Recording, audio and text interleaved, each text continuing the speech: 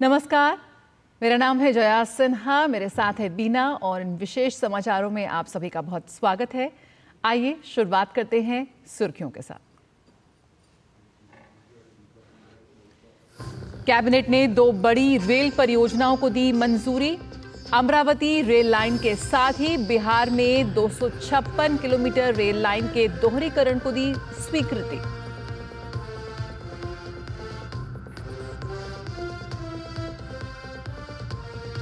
Cabinet ने अंतरिक्ष क्षेत्र में स्टार्टअप्स को बढ़ावा देने के लिए 1000 करोड़ रुपए के वेंचर कैपिटल फंड की स्थापना को दी मंजूरी।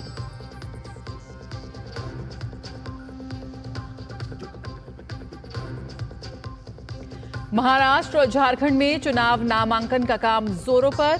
महायुति और महाविकास आघाड़ी में बची सीटों पर उम्मीदवारों के नाम पर चर्चा जारी।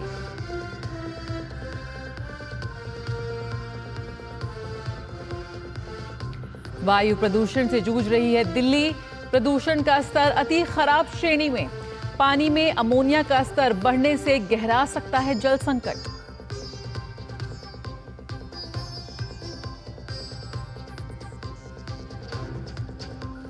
और चक्रवाती तूफान दाना के आज रात उड़ीसा तट से टकराने की आशंका। नुकसान से बचने के लिए केंद्र और राज्य सरकारों ने कसी कमर।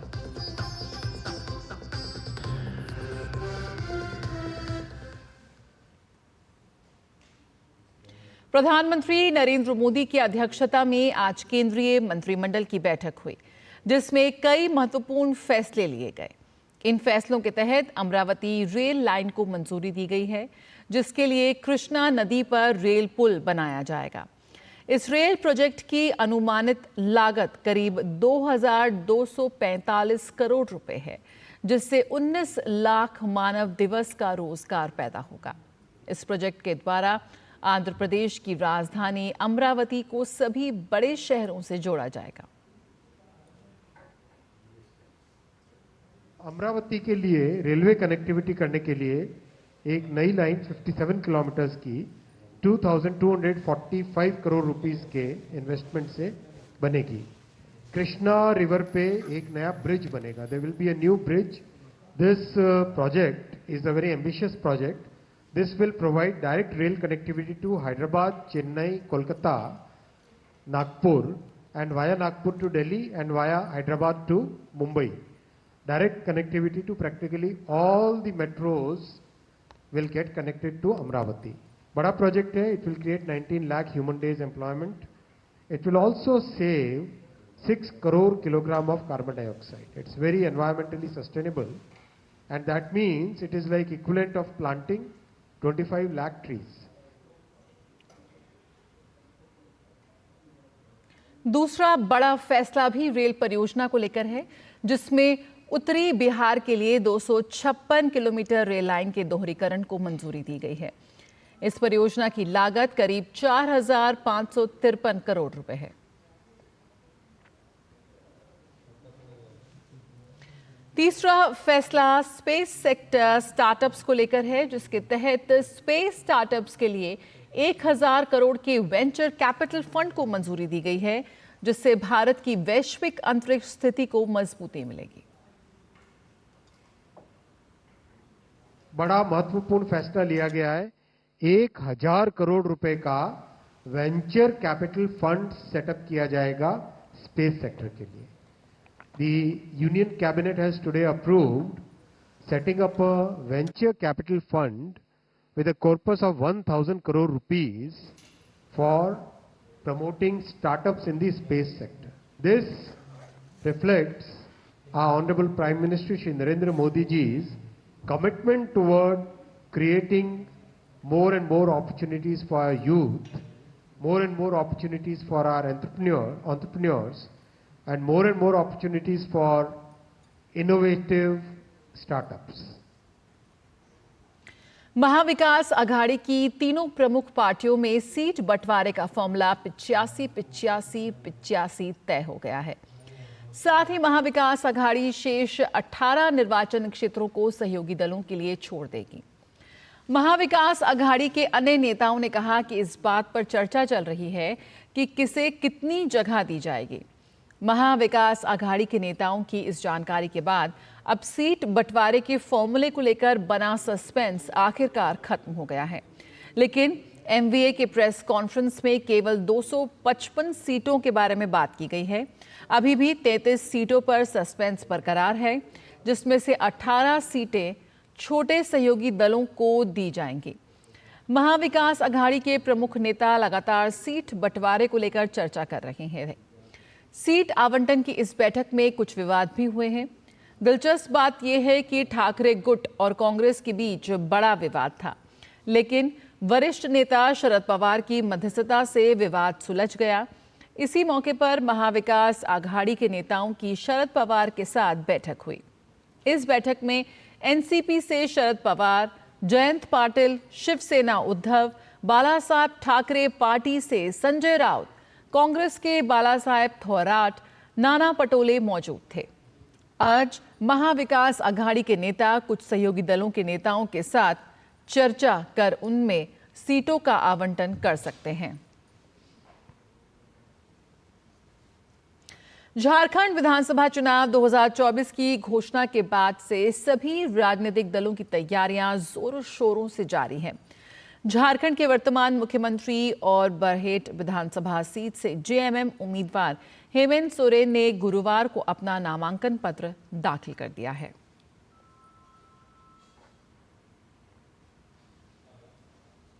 झारखंड मुक्ति मोर्चा नेता और झारखंड के मुख्यमंत्री हेमंत सोरेन की पत्नी कल्पना सोरेन ने गांडेय विधानसभा क्षेत्र से पार्टी उम्मीदवार के रूप में अपना नामांकन दाखिल किया।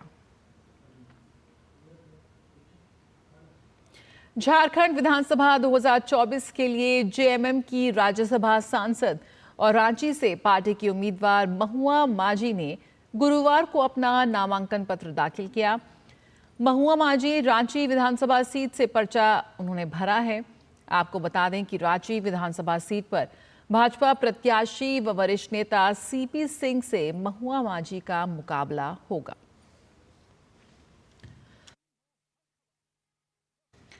चुनाव आयोग ने एग्जिट पोल से संबंधित नोटिफिकेशन जारी किया है।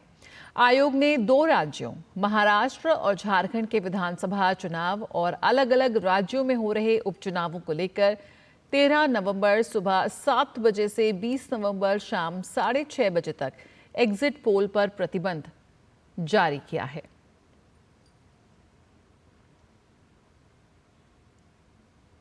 उत्तर प्रदेश विधानसभा की 9 सीटों पर होने वाले उपचुनाव को लेकर समाजवादी पार्टी के प्रमुख अखिलेश यादव ने बड़ी घोषणा की है।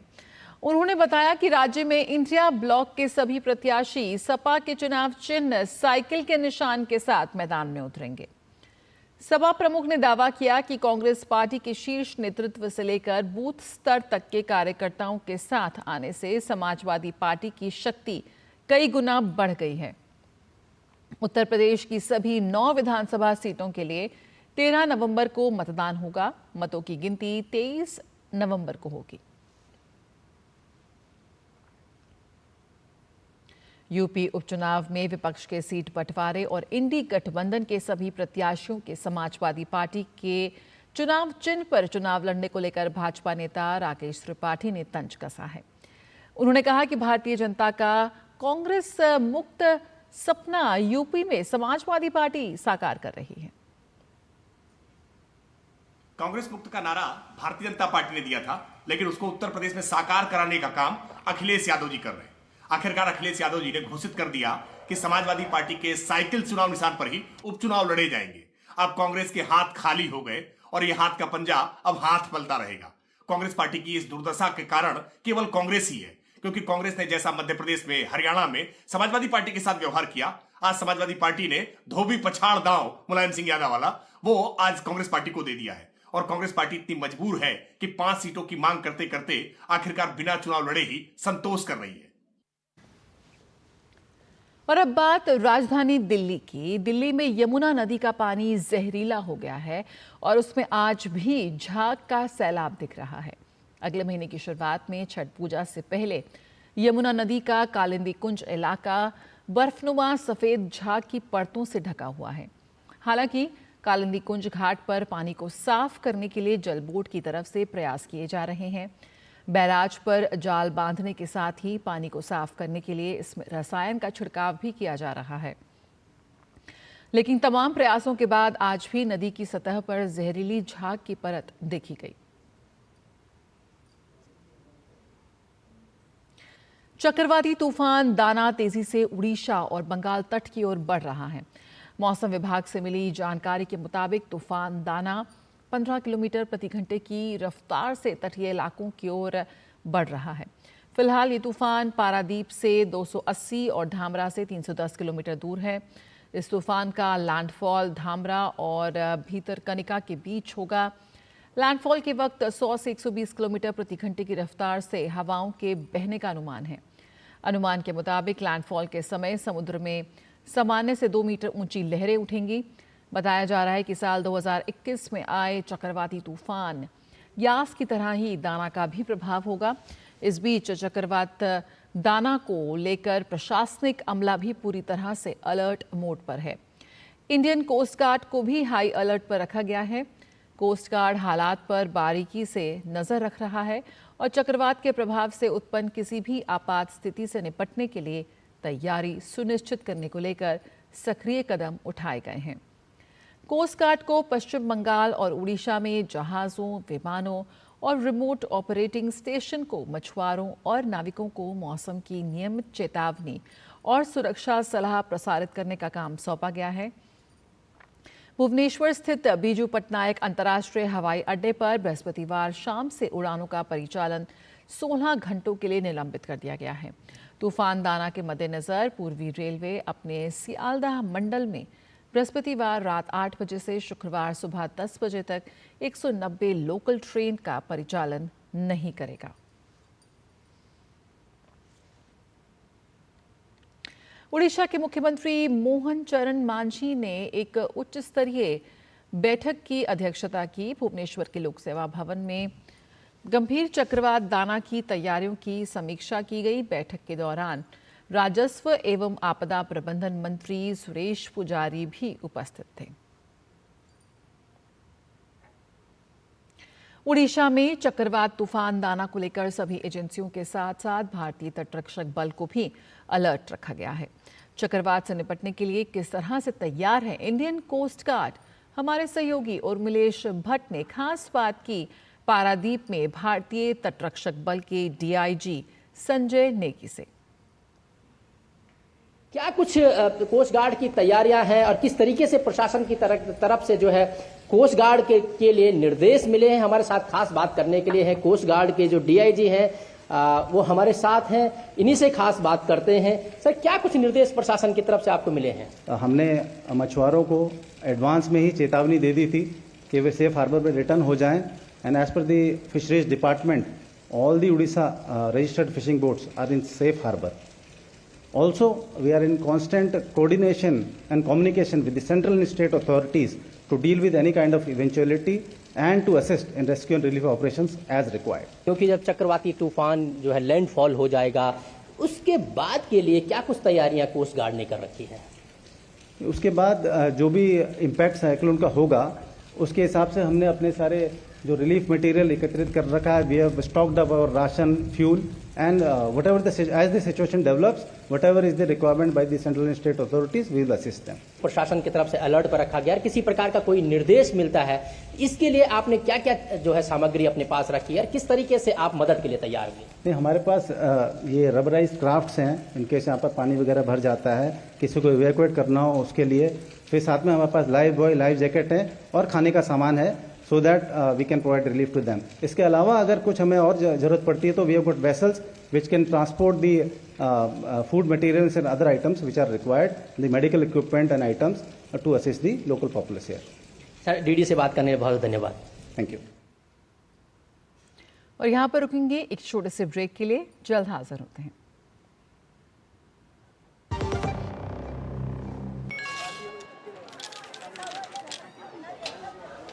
हम मूंगफली बेचते हैं, अपना अकल नहीं।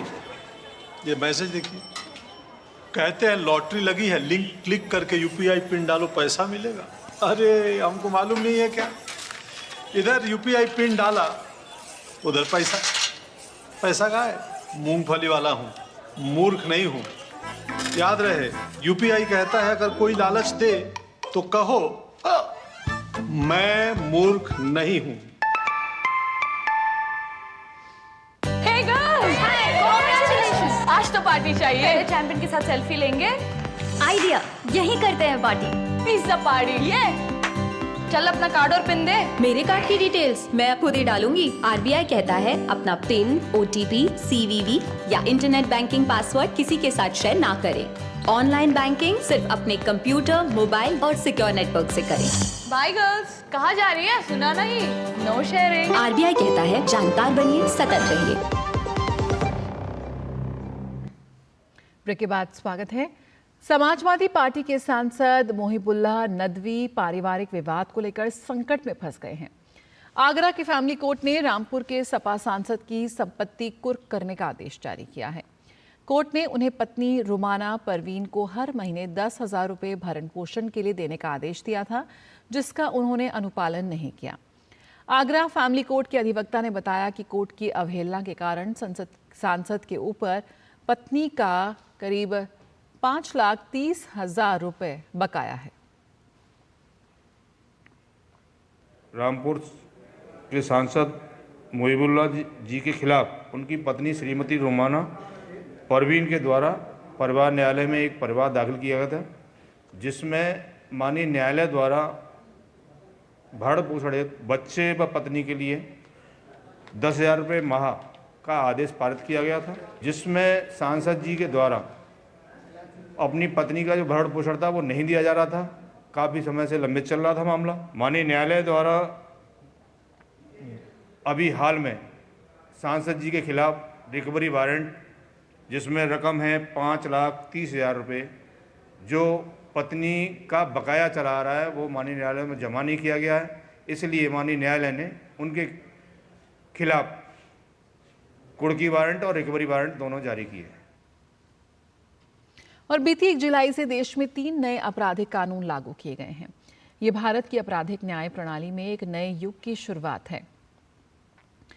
विधि एवं न्याय मंत्रालय ने इन कानूनों की संपूर्ण जानकारी के लिए दिल्ली के अलावा देश के 5 राज्यों में कार्यशाला का आयोजन किया। मकसद है कि नए कानून की जानकारी कानून के जानकार से लेकर प्रशासनिक विभाग, पुलिस और कानून के जानकारों तक पहुंचे। मिशन कर्मयोगी को आगे बढ़ाते हुए न्याय एवं विधि मंत्रालय के विधायी विभाग ने अपने मंत्रालय में एक कार्यशाला का आयोजन किया, जिसमें मंत्रालय के सचिव डॉक्टर राजीव मणि, अपर सचिव और कर्मचारी मौजूद रहे। कार्यशाला में चेन्नई उच्च न्यायालय के अधिवक्ता ने तीनों नए कानूनों की जानकारी दी। लेजिस्लेटिव डिपार्टमेंट ने 3 जो नए क्रिमिनल कानून है उसमें अपने अफसरों के लिए एक कोर्स आज आयोजित किया है, जिसमें हमारे एक सीनियर एडवोकेट हैं जो चेन्नई से आए हैं।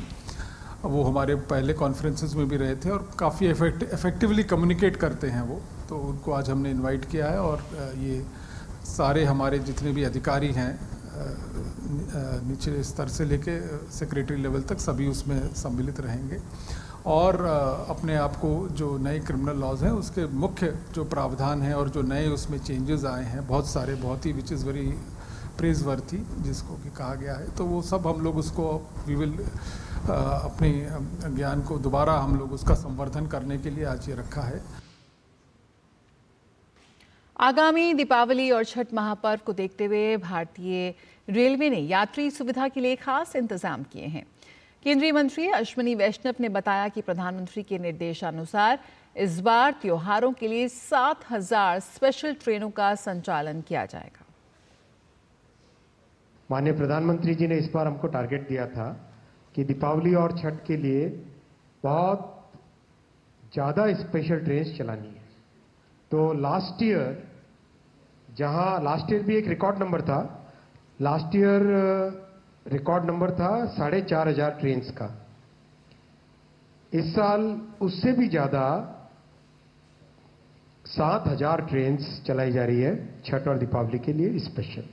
लास्ट ईयर भी एक रिकॉर्ड क्रिएट किया था, उस रिकॉर्ड को एक्सीड करके इस साल 7,000 ट्रेन्स रन की जा रही है छठ और दीपावली के लिए स्पेशल ट्रेन्स, यानी करीब करीब 2 लाख लोग एक्स्ट्रा डेली ट्रैवल कर पाए, वो व्यवस्था की जा रही है। देश दुनिया को जगमग करने वाला त्योहार आ गया है।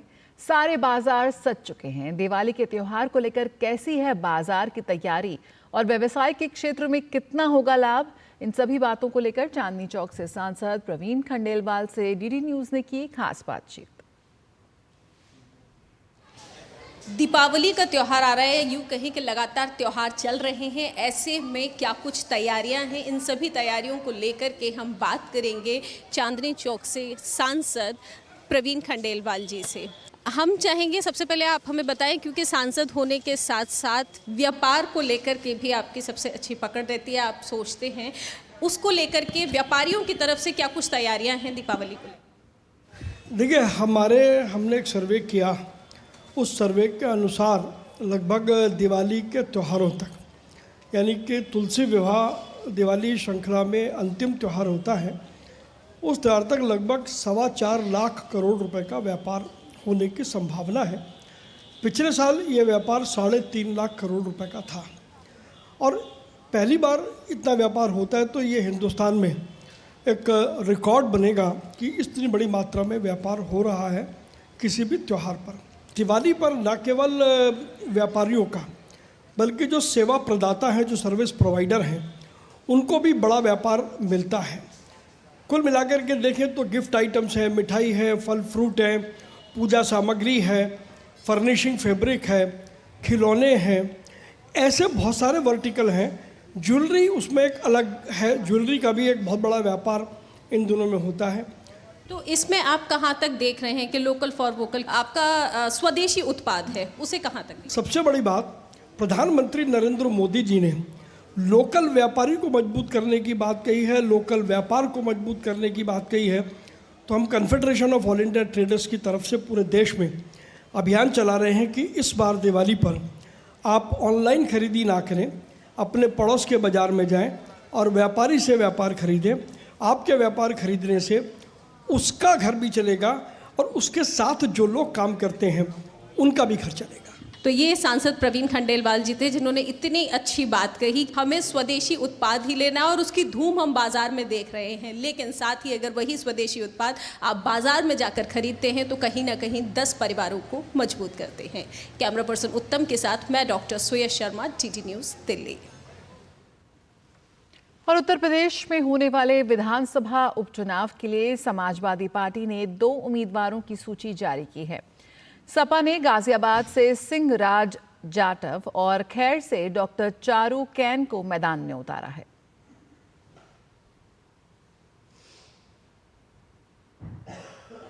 और बात करें क्रिकेट की, तो भारत और न्यूजीलैंड के बीच पुणे में खेले जा रहे दूसरे टेस्ट मैच के पहले दिन का खेल खत्म होने पर भारत ने अपनी पहली पारी में 1 विकेट पर 16 रन बना लिए हैं।